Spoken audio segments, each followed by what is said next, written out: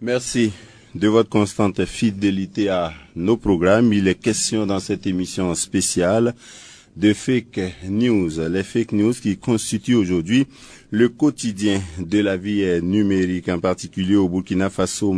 Il faut entendre par fake news les fausses informations souvent diffusées à dessein à des fins de manipulation du public. Ces fausses informations utilisent les canaux des réseaux sociaux, Facebook, Twitter, YouTube et j'en passe, avec des conséquences qui vont de l'influence négative des opinions et des débats à des incitations de troubles à l'ordre public et même bien plus encore. C'est de tout cela que nous parlons dans cette émission qui est rendue possible grâce à la collaboration fructueuse de la CODEL, la Convention des organisations de la société civile pour l'observation domestique et des élections, et l'UNALPHA, l'Union nationale de l'audiovisuel libre du Faso. Les experts qui sont dans nos studios pour en parler sont Mouniratou Lougué, elle est journaliste, elle est membre de l'équipe des fact-checkers de la CODEL.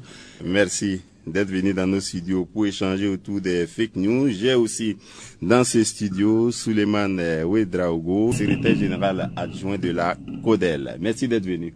Et nous avons aussi dans ce studio notre juriste spécialiste des technologies de l'information et de la communication, Louis Modeste Ouedraogo. Merci d'être venu. Nous commençons par mieux connaître les fake news à travers une définition simple qu'on peut en faire. C'est quoi les fake news? Commençons par Louis Modeste Ouedraogo. Merci, monsieur Rabo. L'expression fake news est un anglicisme qui est utilisé pour désigner les fausses nouvelles, comme vous l'avez dit donc au départ, qui généralement renvoie donc à de fausses informations diffusées ou partagées en boucle dans les médias, sur Internet et les réseaux sociaux, et dont le but est de désinformer généralement, si elles ne sont pas de simples canulars. Maintenant, il y a d'autres expressions connexes qui sont utilisées pour désigner la même chose, et on a par exemple l'intox. Quand on parle d'intox, c'est une expression qui est un peu comme intoxication. Absolument. Employée pour désigner une information trompeuse ou volontairement erronée, qui renvoie également à, comme vous l'avez dit, à une intoxication au sens figuré, et utilisée comme le contraire de la bonne information. Deuxième expression connexe, l'infox. L'infox, qui est un néologisme créé à partir de deux mots, le mot information et le mot intoxication, qui est défini comme une information mensongère ou délibérément biaisée. Elle est généralement publiée ou diffusée dans le but de tromper ou de manipuler l'opinion. Et il faut noter que ces trois expressions, fake news ou encore intox ou infox, sont utilisées pour, en tout cas, désigner la désinformation, en réalité. Et donc, toutes ces notions-là renvoient à la désinformation, qui, elle, peut être définie comme un processus de communication qui consiste à utiliser les médias pour transmettre des informations partiellement erronées dans le but de tromper ou d'influencer l'opinion publique et de l'amener à agir dans une certaine direction. Donc, la désinformation peut emprunter plusieurs supports, la radio, la télé, Internet, le cinéma ou les journaux, et elle peut émaner d'individus poursuivant des intérêts égoïstes, comme elle peut être l'œuvre même d'un État ou de grands groupes privés, peut-être des groupes terroristes. On va aller dans les détails de qui peut se cacher derrière les intox, les infox, les fake news. Mais déjà, Souleymane Ouedraogo, est-ce que vous êtes d'accord avec la définition? Mais ce que j'ajoute, est-ce que vous convenez que c'est avec l'ère du numérique qu'on est tombé dans cette affaire? Eh bien, bon, je pose parfaitement sa définition. Ces explications sont claires, limpides. C'est exactement cette définition-là qu'on peut donner de fake news. Et ce que je voudrais ajouter, c'est que en termes de fake news, donc désinformation, il y a aussi la malinformation. Il y a aussi la mésinformation, il y a tout un tas de néologismes qui ont été créés, qui ont été fabriqués donc autour de cette notion de fake news. Il faut aussi rappeler que les fake news, comme vous l'avez dit ou suggéré, c'est pas nouveau. On peut dire que ça existait pratiquement de tout temps, mais c'est vraiment dernièrement avec l'avènement du président américain Donald Trump à la Maison Blanche que le terme a pris de l'ampleur, s'est répandu partout dans le monde parce que son mandat a été émaillé par énormément d'informations qu'il partageait sur son compte Twitter. On peut assimiler donc, on peut dire que les fake news sont un peu les descendants de type de désinformation qui se faisait dans le temps. On peut même remonter jusqu'au Troisième Reich, où sous Hitler, c'était vraiment une science qui avait été poussée à un degré tel que ça a permis malheureusement de commettre beaucoup d'atrocités. Mouniratou Lougué, chez les journalistes, vous êtes journaliste, traditionnellement, il pouvait avoir des erreurs dans le traitement de l'information journalistique, ce qui se soldait après par un rectificatif. Là, on ne parlait pas de fake news.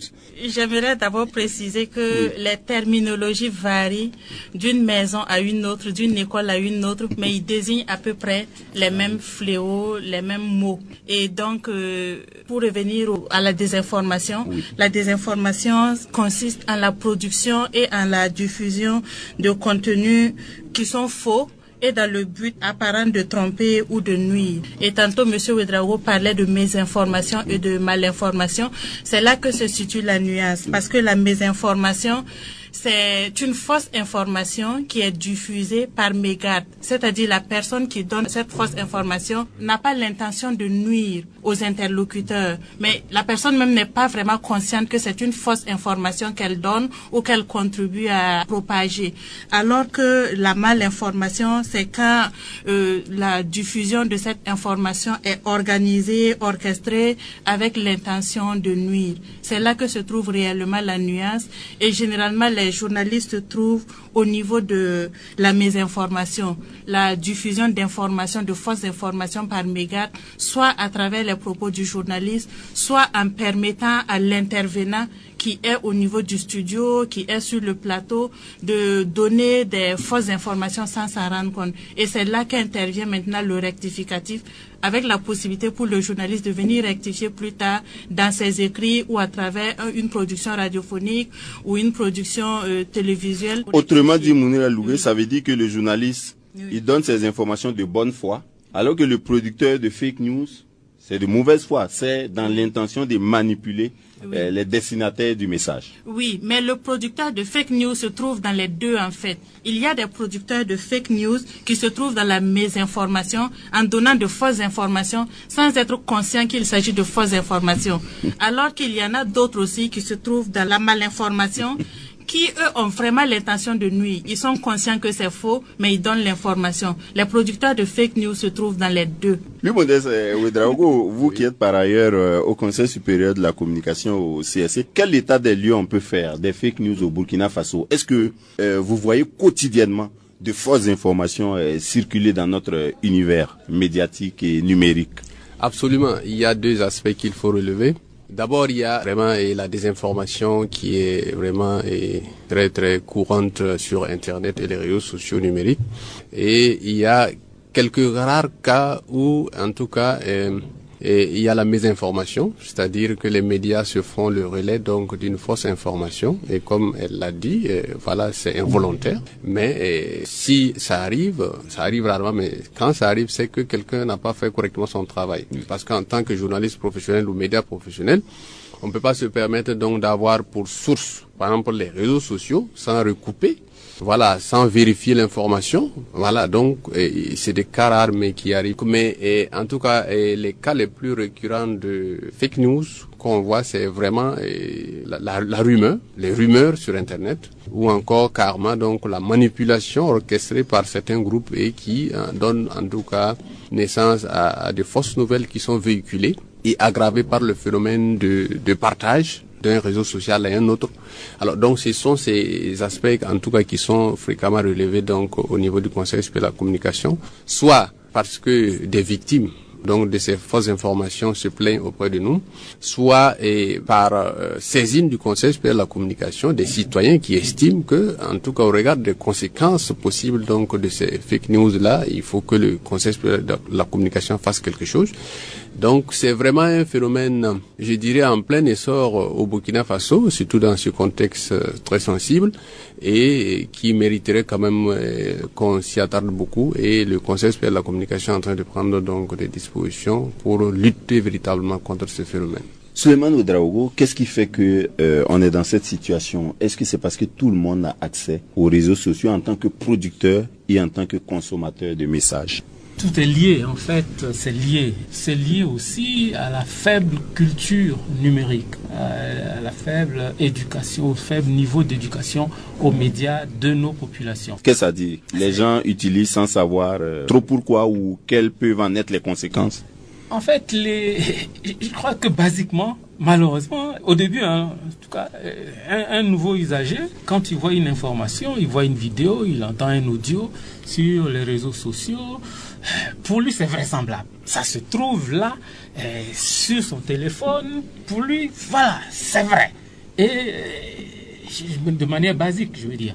Et même, il y a des études qui ont montré que les seniors, les personnes d'un certain âge, sont plus sensibles à ces fake news et sont même plus des agents propagateurs de ces fake news que les beaucoup plus jeunes, parce que ces seniors n'ont pas connu, et donc c'est... Mais il peut y avoir une autre raison à propos des seniors, les personnes du troisième âge. Bon, pour ces personnes-là, on va pas divulguer de fausses informations comme ça, banalement, aussi banalement. Oui. Ils voient pas les choses comme les jeunes aujourd'hui. Ils ne voient pas les choses comme les jeunes, mais de par leur faible culture numérique, ils sont plus propices à croire des choses qui ont l'air vraisemblables. Il y a une fille qui dit à son papa, papa, ça c'est une fausse nouvelle. Le papa dit non, ça c'est pas une fausse nouvelle parce que ça dit exactement ce que je pense. Vous voyez. Et donc ça, c'est à mon sens, et peut-être que l'expert va confirmer, peut-être que oui. Mounira aussi, l'experte, va confirmer ou non. Oui.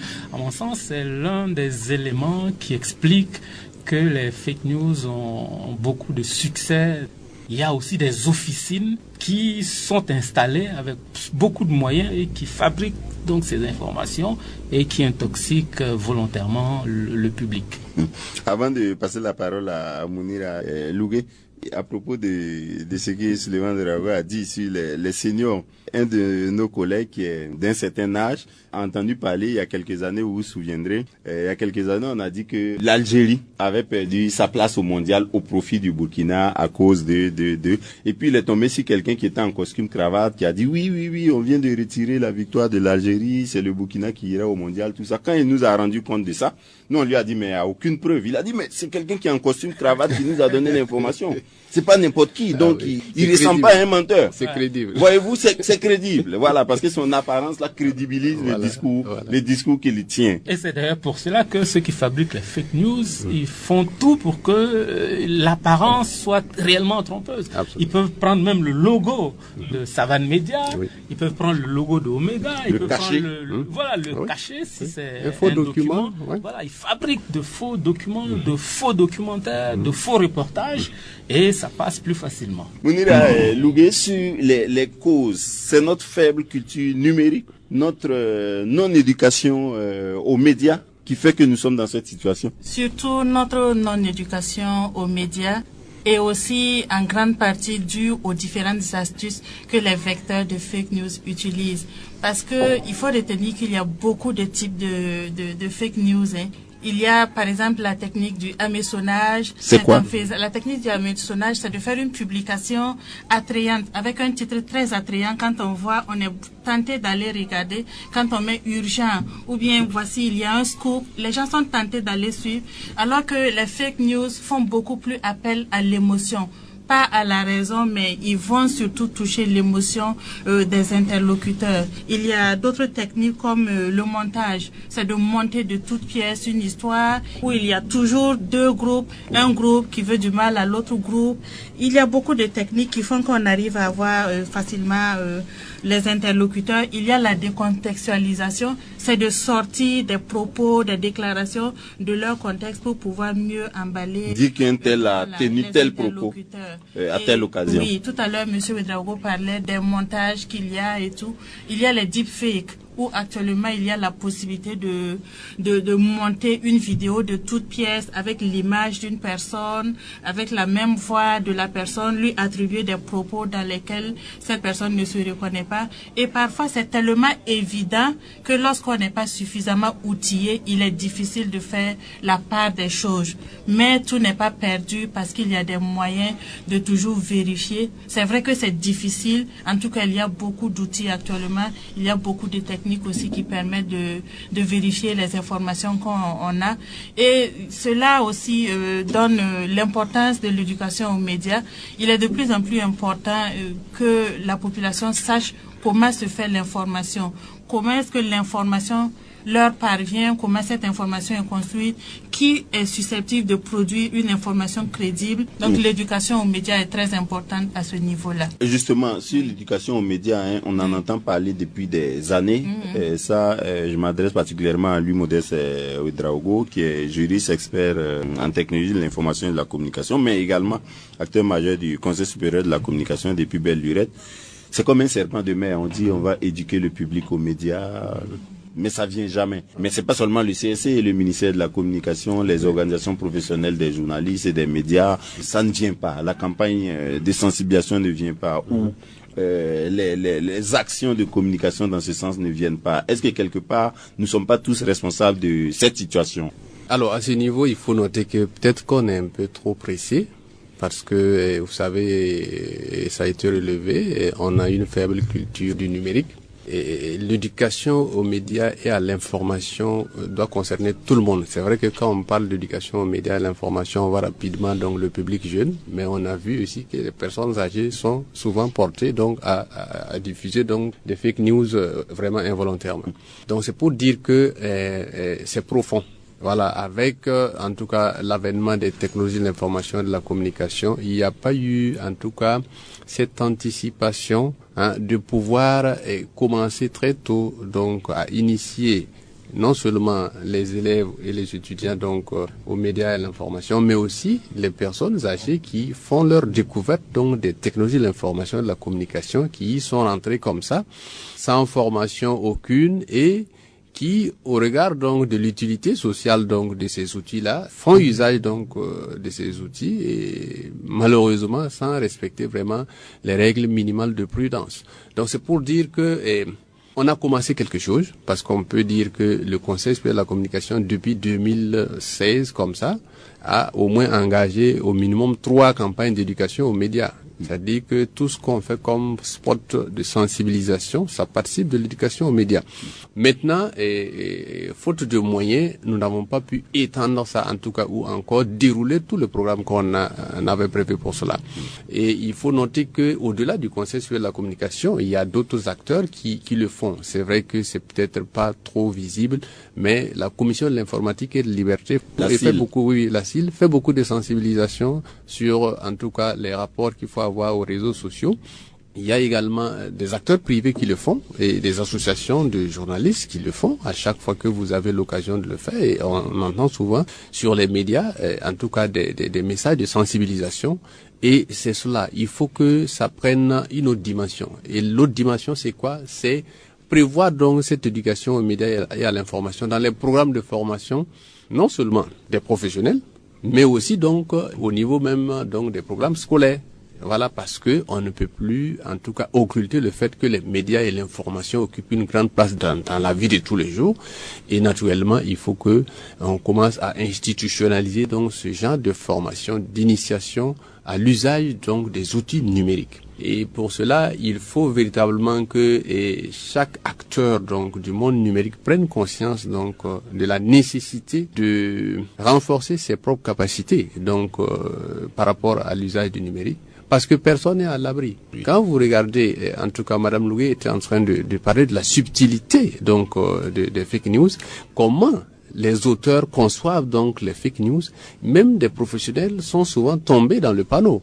Parce que c'est tellement subtil que on doit prendre donc le temps donc et utiliser des mécanismes pour pouvoir détecter ces fake news, éviter les écueils. Et à ce niveau, et comme je l'ai dit, non seulement des institutions comme le Conseil supérieur de la communication doivent vraiment s'investir donc dans l'éducation aux médias et à l'information, mais aussi des acteurs privés et peuvent le faire. Et c'est en sensibilisant ensemble qu'on peut inverser la tendance. Parce que je vous ai dit, les actions sont là, mais elles ne sont pas encore fortes et elles mettront peut-être du temps à donner des résultats, en tout cas palpables. Mais déjà, il y a quelque chose. Oui. Donc, du recul, de l'esprit critique dans la consommation de l'information. Seulement, Norago, est-ce que il vous vient à l'esprit des fake news comme ça qui ont fait beaucoup de dégâts, pour avoir quelques exemples qui ont marqué les esprits au Burkina? Si vous permettez, avant de répondre à cette question, je vais aussi ajouter que, en plus de tous les exemples donnés par mon prédécesseur, il y a la CODEL aussi qui a pris conscience que les fake news sont un réel problème pour la démocratie de manière générale, mais aussi pour le processus électoral en particulier. C'est pour cela qu'en 2020, nous avons mis en place un projet sensibilisation sur les fake news et promotion du fact-checking en période électorale, ce qui nous a permis de limiter donc la propagation des fausses informations qui pourraient être préjudiciables à la bonne tenue du scrutin. Et puis actuellement, nous sommes en train de dérouler un nouveau projet, le fact-checking comme outil de renforcement de la bonne gouvernance, et grosso modo ça vise à faire en sorte de pacifier cette période de transition. Et comme vous l'avez dit, qui est une période vraiment charnière qui doit se dérouler dans d'excellentes conditions si on veut que le Burkina Faso se remette debout. On imagine, à propos d'exemple, on imagine ce que peuvent être des fake news en période électorale. Ça, c'est explosif. Oui, il suffit de dire, voilà, tel a gagné, mais il y a tel au niveau qui complote pour arracher sa victoire. La commission électorale qui a pris de l'argent et qui, voilà, et puis c'est fini. Oui, on imagine. Voilà. Et donc, pour répondre à votre question, les exemples, il y en a beaucoup. Les exemples ne manquent pas. Je ne vais pas aller trop loin. Je vais juste aller où il y a une fausse information sur la mort d'un ancien président qui a circulé quasiment toute la journée. J'ai reçu plein de messages. Il y a des gens même qui m'ont appelé. Moi, j'ai essayé de recouper. Je n'ai rien trouvé du tout. Et j'ai répondu simplement que dans le cas d'espèce, pour un personnage aussi important, c'est difficile de cacher son décès aussi longtemps. Absolument. Je pense que c'est une fake news. Oui. Voilà. Et donc, c'est récurrent. Il y a le ministère de l'administration territoriale qui a sorti un communiqué pour démentir les informations faisant état d'un chef, un chef important qui serait lié au groupe terroriste. Donc, on voit aussi ce genre d'informations, comment ça pouvait avoir des effets dévastateurs, au moins dans la région où le chef coutumier règne. Et donc, c'est très préoccupant.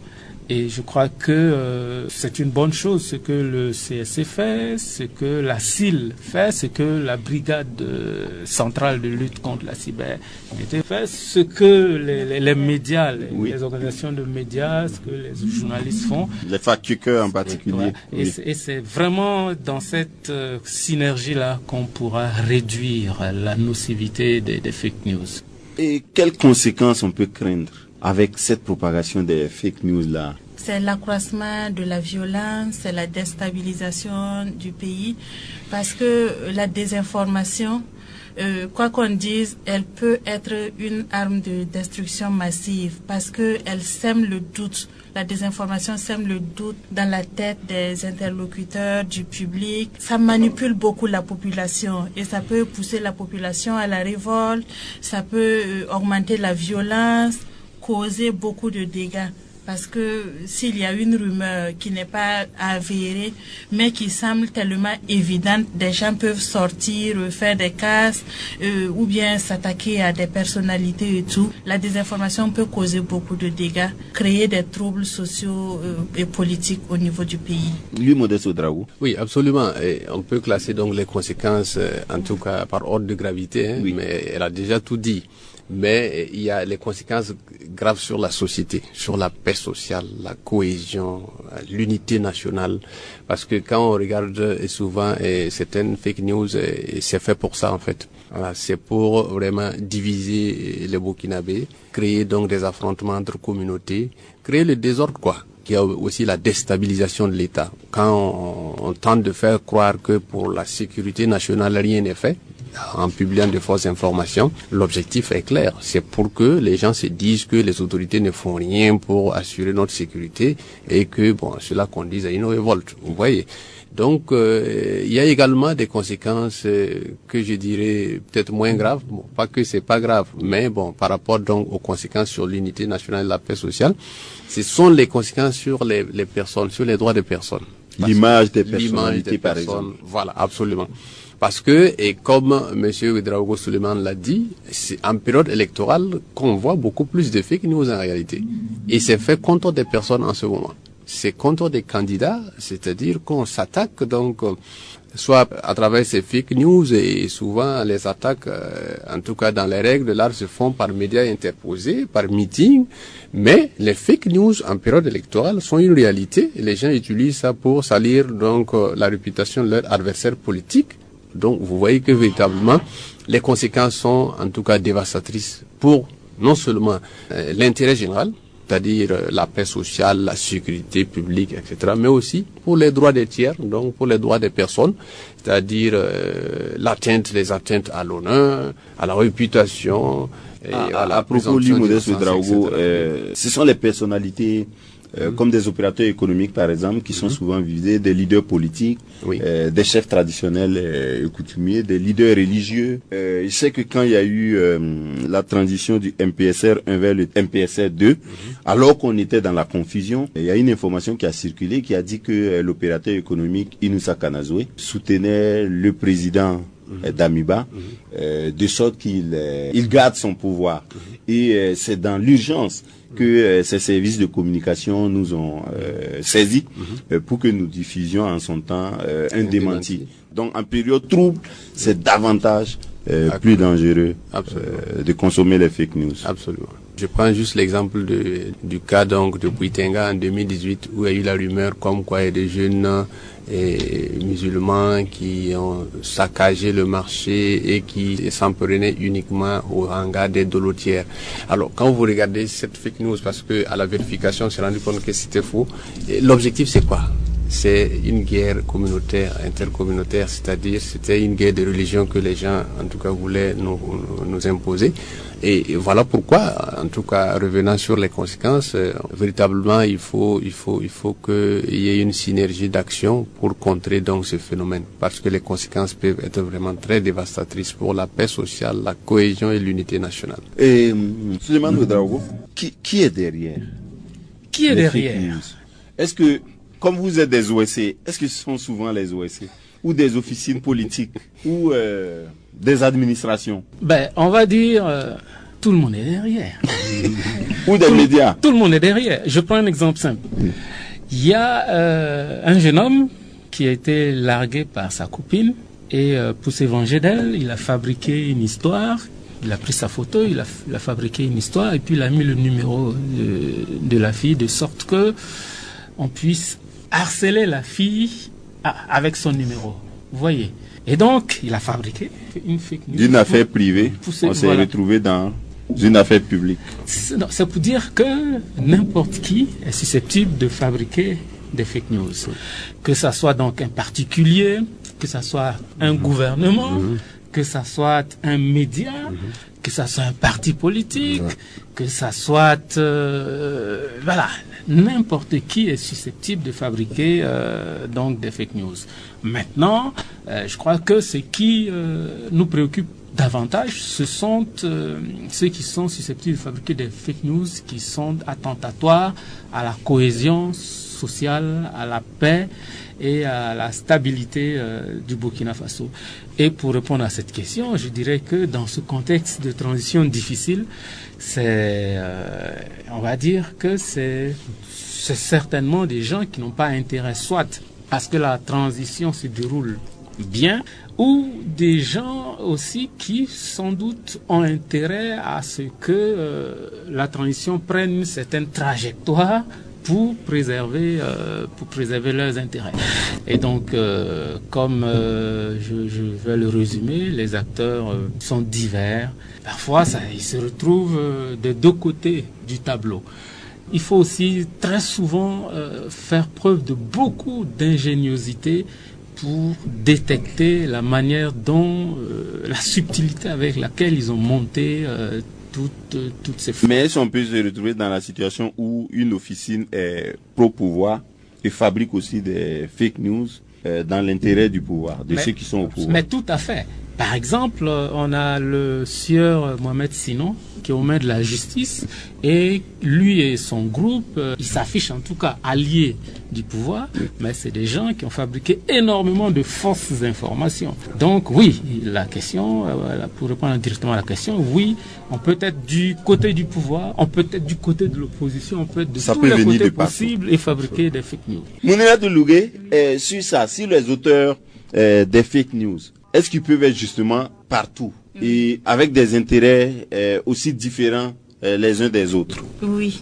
Les vecteurs de fake news peuvent être différents, ils sont partout. Tout le monde peut être vecteur de fake news. Il y a les membres de la famille, par exemple, qui peuvent vouloir donner une information qu'ils ont reçue. Il y a les hommes politiques dont M. Ouedraogo parlait tantôt, qui ont souvent des desseins inavoués, qui cherchent à apporter atteinte à leurs adversaires politiques. Il y a des célébrités, des stars, des musiciens, qui peuvent aussi utiliser le buzz en diffusant des fake news pour avoir plus de visibilité, aussi faire leur publicité. Donc, les intérêts sont divers à ce niveau. Il y a les pages satiriques, par exemple. Eux, ils sont beaucoup plus dans la satire. Pour ceux qui connaissent la satire, ce n'est pas une information vraie. Ils essaient de mettre un peu de comédie, de mélanger pour donner une information. Avec eux, on voit beaucoup de montages, oui, beaucoup de photomontages. Oui, beaucoup de photomontages, de l'humour aussi. Mais pour des personnes qui ne sont pas averties qu'il s'agit de pages satiriques sur les réseaux sociaux, certains prennent ces informations au premier degré. Et donc, tout le monde peut être vecteur de fake news et facilement, tout le monde peut tomber dans le panneau aussi. Oui. En l'espèce, qu'est-ce qui se passe, lui, Modeste Ouedraogo? Est-ce que c'est des gens qu'on peut saisir, sanctionner au besoin? Est-ce que c'est des officines sur lesquelles on peut mettre la main vraiment? Absolument. Et en principe, on devrait pouvoir le faire, mais c'est pas à chaque fois. Parce que M. Ouedraogo le disait tantôt, les acteurs sont nombreux et variés. Vous imaginez si c'est un État étranger, est auteur donc de ces manipulations, donc de la propagation de ces fake news. On a quel moyen réellement pour contraindre un État étranger, même si on venait à le démasquer? Ça, c'est la première difficulté. Deuxièmement, maintenant avec donc la brigade centrale de lutte contre la cybercriminalité, on arrive à débusquer donc des malfaiteurs cachés derrière donc l'outil et Internet, mais bon, en tout cas, le nombre de cas où en tout cas on arrive donc à retrouver les vrais auteurs sont encore rares. Donc c'est pour dire que la législation est actuellement bien fournie pour réprimer donc ce genre de fausses nouvelles. Si on prend l'exemple donc du code pénal, le code pénal est donc de 2018 avec son modificatif de 2019.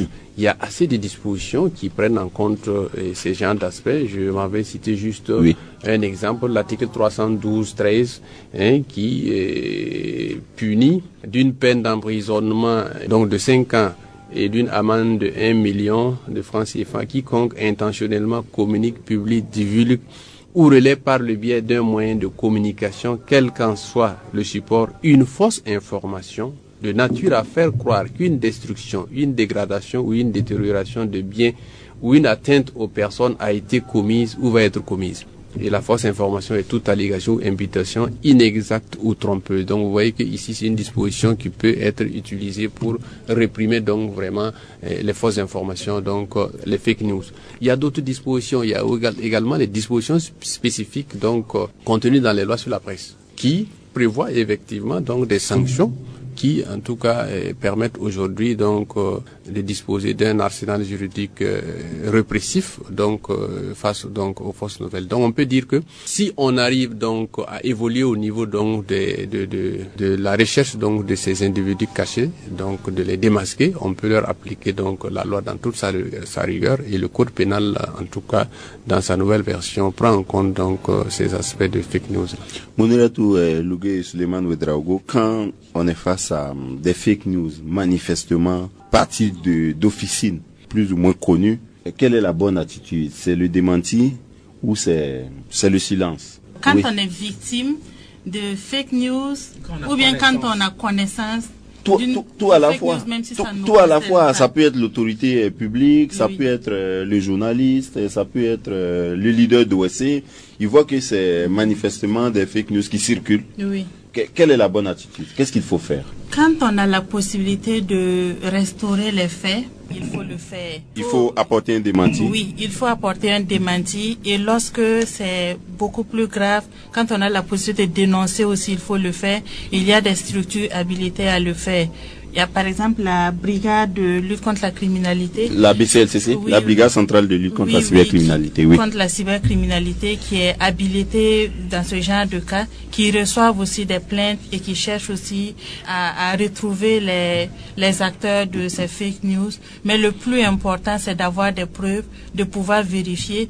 Et c'est pour ça qu'il faut avoir un esprit critique. Face à toutes les informations qu'on reçoit actuellement, il faut apporter un esprit critique, chercher à vérifier, chercher à comparer les sources. Lorsqu'on voit, même à travers les médias, lorsqu'on découvre une information, il faut aussi aller sur d'autres médias, chercher à vérifier. Et lorsqu'on a la preuve aussi que c'est une fausse information, si on peut contribuer à éclairer la lanterne de l'opinion, il faut le faire en publiant.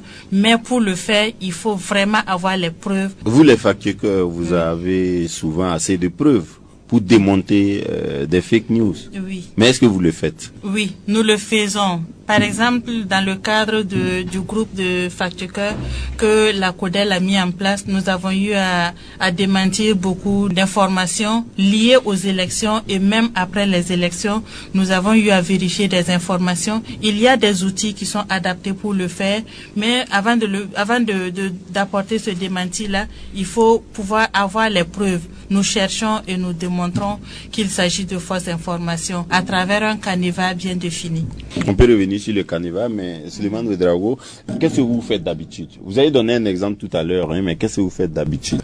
Au niveau de la CODEL, je pense qu'elle a décrit un peu le mécanisme qui existe. Il y a une dizaine de fact-checkers qui ont été formés, qui ont les compétences, les capacités, les moyens, je suppose, pour faire leur travail.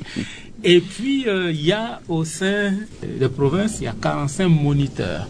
Ils ne sont pas spécifiquement formés en fact-checking, mais ils ont aussi les capacités pour faire remonter un certain nombre d'informations qui sont vérifiées à la source par nos fact-checkers. Et donc, c'est le mécanisme qui est en place et qui fonctionne assez bien pour le moment. Mais il faut nuancer parfois les choses. On peut démentir une information, mais le plus souvent, quand une mauvaise nouvelle est partie... Est-ce qu'on peut la rattraper?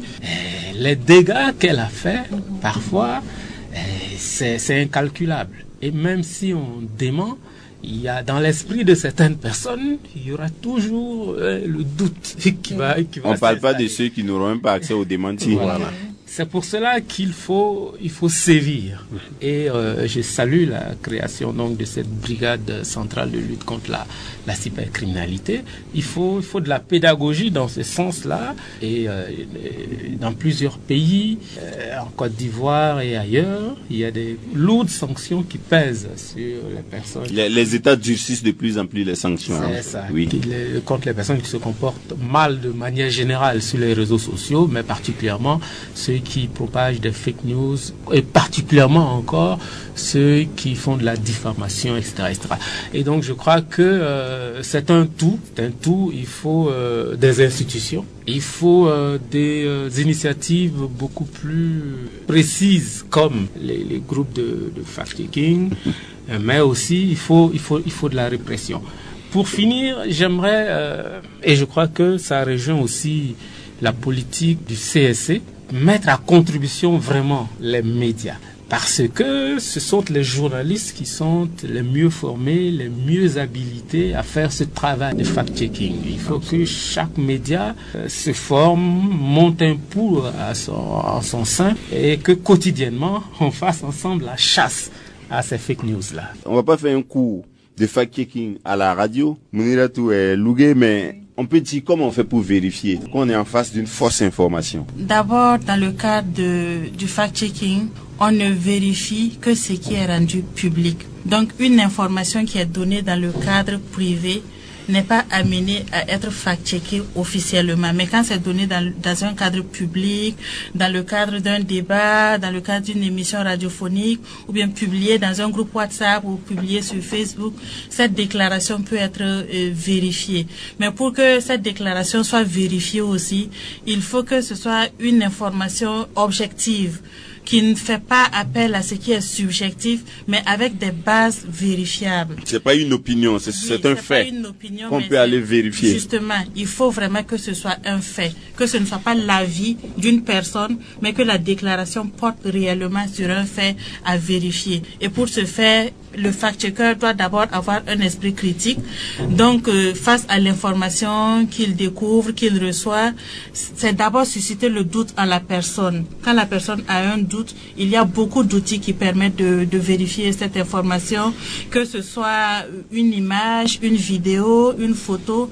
Il y a des outils, je ne sais pas si je peux citer ces outils ici. Oui, on peut citer quelques outils. Il y a des outils numériques, par exemple, comme Google Lens, qui permet de vérifier. Il y a Google Reverse Image aussi qui permet de vérifier. Certains outils permettent même de savoir la localisation d'un objet qui figure dans une photo. Quand on voit une photo qui est publiée, on dit que ce fait-là s'est passé dans tel lieu. À travers certains outils, on peut savoir exactement ce qu'on voit sur la photo, où est-ce que l'image a été prise, et ça permet aussi de remonter jusqu'à la source de l'image pour aller dater savoir, par exemple. Oui, dater. Oui, parce qu'on prend souvent de vieilles images pour illustrer des situations nouvelles. Oui, ça permet de savoir à quelle date cette photo a été publiée pour la première fois, ou à quelle date cette vidéo a été publiée pour la première fois, sur quel site, dans quel contexte. Donc, tous ces outils permettent de le savoir. Et même, je parlais tantôt de la localisation des objets, ça permet de connaître le nom de certains objets qui figurent sur certaines photos, où se trouvent ces objets-là. Et même lorsqu'on voit une écriture dans une langue qu'on ne connaît pas, certains outils permettent juste, en intégrant la photo sur ce site ou bien à travers le logiciel, de savoir qu'est-ce qui est écrit sur le panneau derrière une personne qui figure sur la photo. Donc tous ces outils permettent de vérifier. Pour ce qui est des deepfakes, les vidéos qui sont montées, parfois c'est très très difficile de pouvoir le vérifier.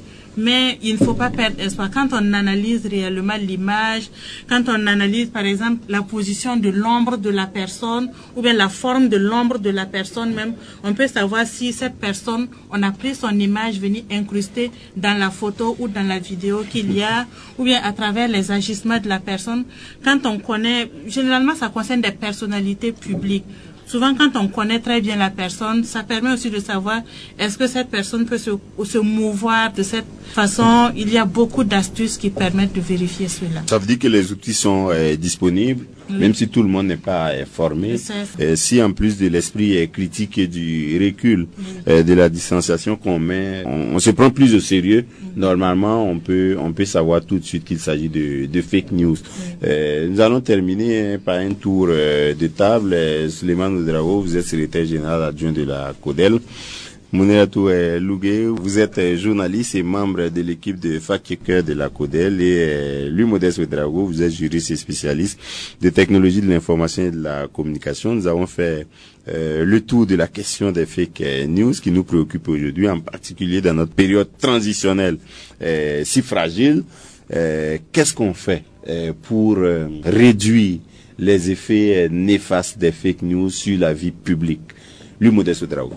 Alors, moi, il faut qu'on se rende à l'évidence. Les fake news ont encore de beaux jours devant elles. Et la raison est toute simple. Parce que les consommateurs d'informations ne font qu'augmenter, les moyens de communication ne font que se développer, se diversifier, se complexifier.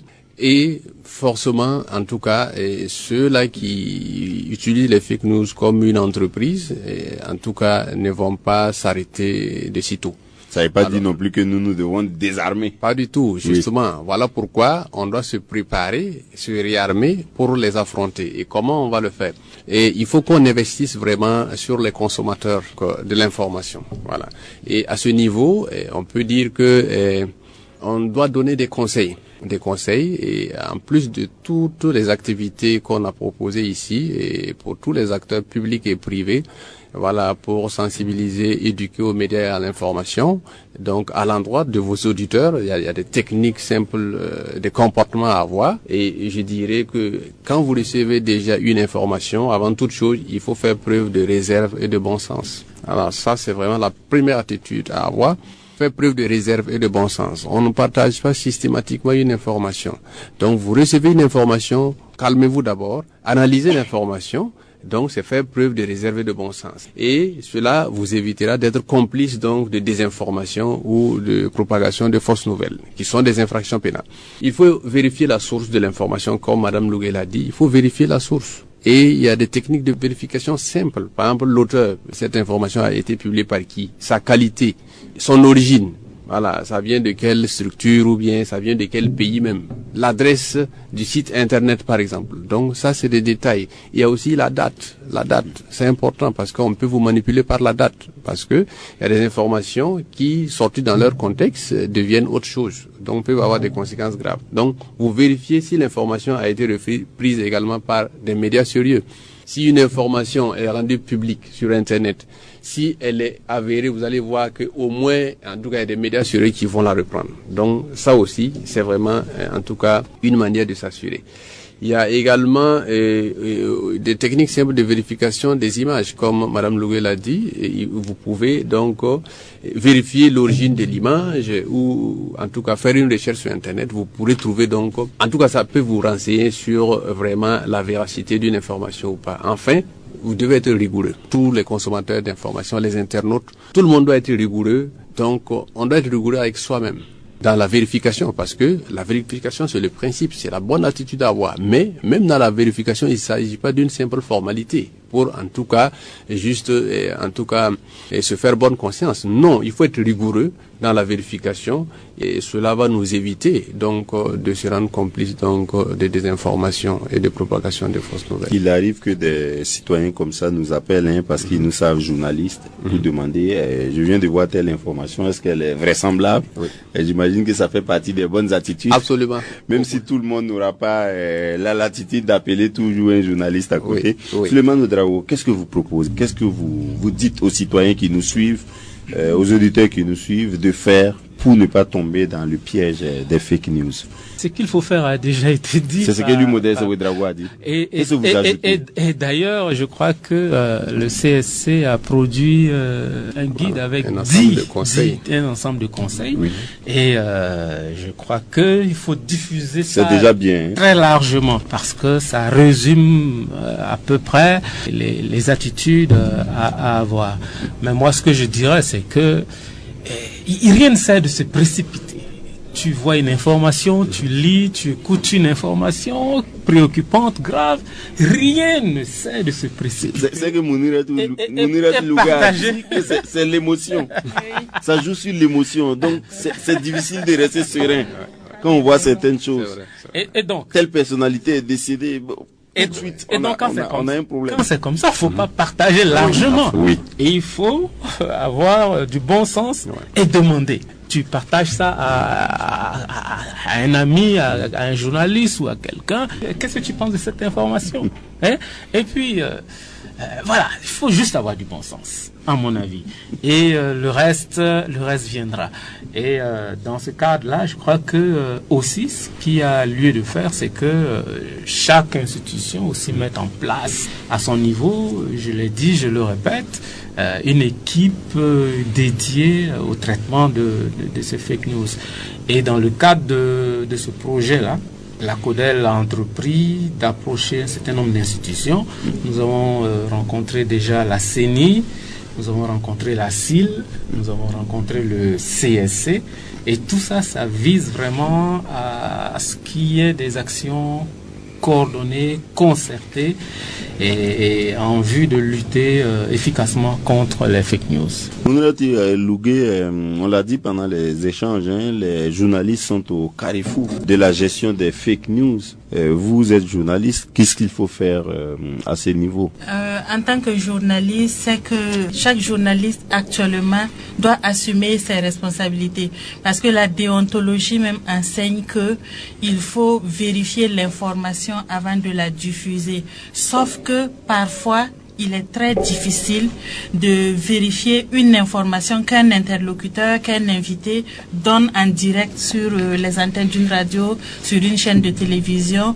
Il y a malheureusement certains journalistes, lorsqu'ils se rendent compte que une fausse information a été diffusée via leur canal, vont tout simplement retirer l'information au lieu d'apporter un démenti. Non, ça ne suffit pas. Il faut revenir rectifier, parce qu'en supprimant, il y a des traces qui restent, surtout des traces numériques. Parfois, l'information fait des dégâts. Donc, il faut s'assumer, avoir le courage de revenir dire au public, aux auditeurs, aux lecteurs que l'information est fausse et voici la vraie information. Et donc, de plus en plus, au niveau des rédactions aussi, les journalistes sont en train de se spécialiser en fact-checking. Il y a des pools de fact-checking, de fact-checkers qui se créent au niveau des rédactions. Ça, c'est une initiative qui doit être reprise par toutes les rédactions. Parce que le fact-checking aussi, c'est quelque chose qui prend du temps. Ce n'est pas comme l'information qu'on traite très rapidement et qu'on diffuse. Ça nécessite des moyens, ça nécessite des compétences, mais ça nécessite surtout du temps. Du temps pour vérifier à travers des outils. La vérification peut prendre plusieurs jours, plusieurs semaines et parfois plusieurs mois pour pouvoir donner la vraie information. Donc, il y a la nécessité que les journalistes puissent se spécialiser en fact-checking et que les promoteurs de médias aussi puissent avoir les moyens pour bien doter leurs ressources humaines, leurs médias, leurs journalistes en outils conséquents et avec la bonne formation pour le faire. Mais ce que j'aimerais dire au public, les fake news, malheureusement, existeront comme ils ont toujours existé. Apprenons à vivre avec les fake news. Apprenons à vérifier l'information qu'on reçoit avant de propager cette information. Ayons un esprit critique. Développons notre esprit critique. Poursuivons la sensibilisation. Poursuivons l'éducation aux médias. Actuellement, c'est la responsabilité de tous. Merci infiniment. Mouniratu Lougué, vous êtes journaliste et membre de l'équipe de fact-checkers de la Convention des organisations de la société civile pour l'observation domestique des élections, la CODEL.